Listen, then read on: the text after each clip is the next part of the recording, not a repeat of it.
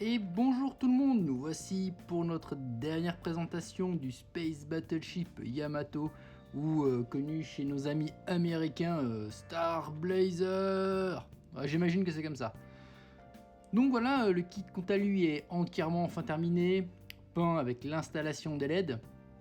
Malheureusement pas sans mal par moment, quelques trucs un peu compliqués, un petit peu dommage sur certains éléments, mais ma foi, c'est ça des choses qui arrivent. Hein. Je vais juste illustrer quelques petits bémols que j'ai eu. Un petit bémol ici présent. Si j'arrive à faire que l'autofocus, voilà.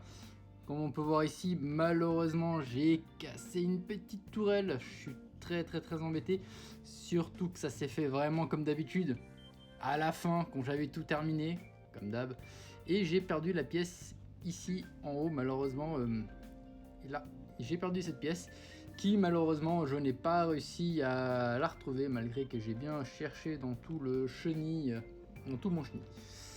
Alors le kit, c'est toujours un peu compliqué de le faire tenir en cadre parce que ce truc est quand même très long. Je suis assez content, sinon tout est bien fonctionnel.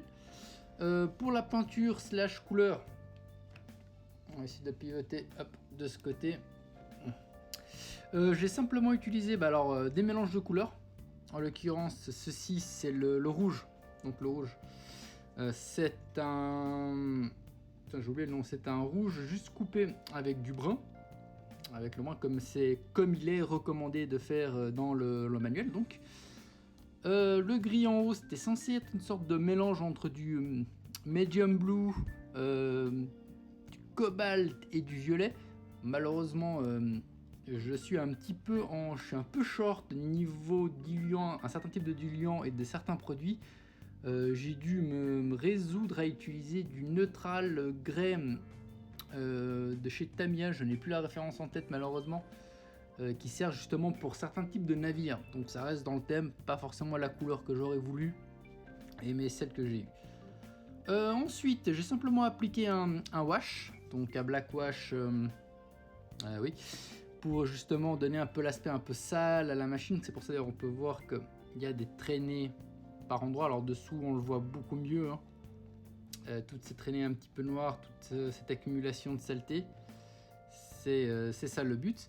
Ensuite, une fois que ça a un petit peu séché, j'ai juste travaillé certains petits endroits, comme par exemple ici j'ai fait un petit peu avec de la rouille, j'ai mis ici par exemple, je voulais dire un petit peu de rust, avec quelques traces sur le pont pour que le pont soit un petit peu sale, des petits trucs par-ci par-là. C'est vraiment resté très simple. J'ai pas voulu me prendre vraiment la tête plus que ça. Bon, après tout, c'est un navire, il y a littéralement deux couleurs, donc il m'a pris un peu plus de temps parce que j'ai pas spécialement eu le temps de m'en occuper, mais sinon globalement je suis assez content, hein, de tout est assez fonctionnel. Ici en principe ce n'est pas censé être comme ça, c'est simplement moi qui ai percé, qui ai découpé et qui ai rajouté un LED sur le sensor. Ils ne sont pas censés être aussi grands, malheureusement ils faisaient moins d'1 mm, j'avais rien pour découper et malheureusement les choses ont fait. Autre petit point un peu particulier, pas vraiment grave, en fait je voulais que cette petite tourelle ici soit également allumée avec un LED.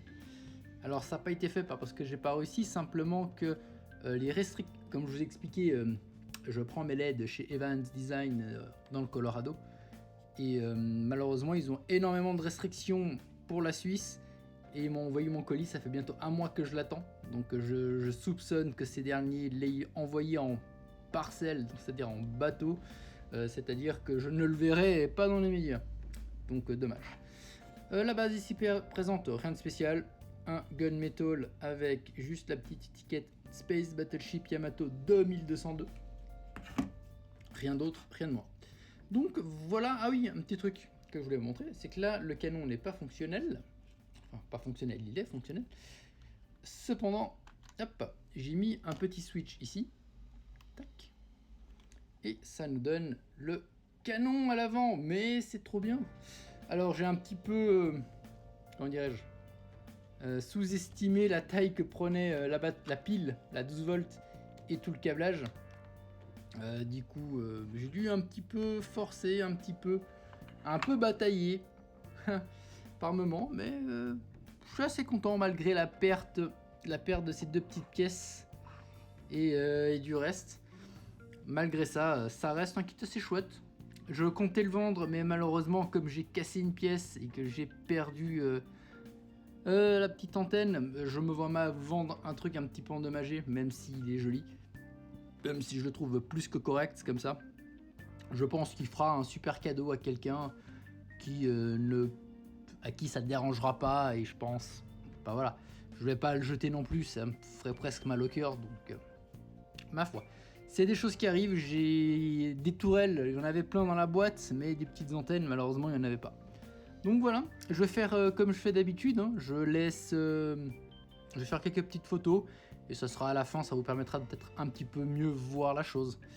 Et on se voit bientôt pour un nouveau projet en cours de route, qui techniquement devrait bien se passer. J'espère cette fois-ci que je n'aille pas de mes aventures juste à la fin, comme d'habitude, au moment où je vais tout monter. Et voilà. Ah, j'ai pas dit quelque chose, c'est que le vernis en fait c'est de l'Alclad 2. D'ailleurs ça tombe bien, il est sous la main, je l'ai sous la main, c'est celui-ci. Très bon petit vernis, hein, qui est très très chouette, déjà prêt à l'emploi. Et c'est ce qui donne cet aspect un petit peu âpre. Voilà. Donc voilà, ça sera tout pour cette petite vidéo, elle était un petit peu courte. De toute façon c'est juste pour vous montrer le résultat final du bateau, hein. Enfin du vaisseau, qui finalement reste quand même un bateau.